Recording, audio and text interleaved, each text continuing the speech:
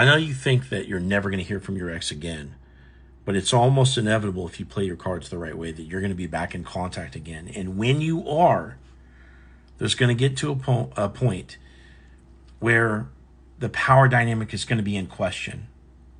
And if you buckle to the pressure, you will most certainly be put at the bottom of that power dynamic where you can never get your ex back, or at least not for that round. And then you'll get discouraged because you got to put in a bunch of extra time. So it's really, really critical that if you want your ex back, that you don't buckle to the pressure.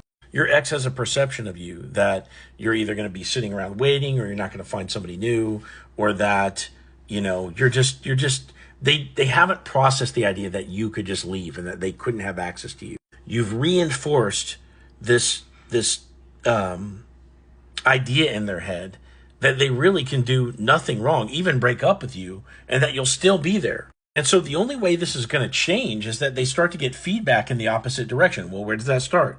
Well, it starts in no contact, where you don't text them first. That's a good start. But as you go along further and you actually talk, right, there's going to be this prospect of your ex's validation and attention and their sex and their companionship on the table. And if you reach for that because you want it, guess what? Their little subconscious mind picks up on that and they say, aha, yes, you were at the bottom of the power dynamic. Therefore, I can do whatever the fuck I want to do, and you're just going to sit here nicely like a good boy or a little good girl, right, while I take my time figuring out what I want for my life. So you really have to cultivate emotional discipline throughout this process. In these key moments where you have to wait as long as it takes to hear back from them, where you have to, not reveal your feelings, why you have to follow all the things that I teach in my coaching program. It's these critical moments where something is on the table and you don't reach for the last roll. That's when you're going to start winning, and you're going to start convincing them that, maybe they're not at the top of the power dynamic.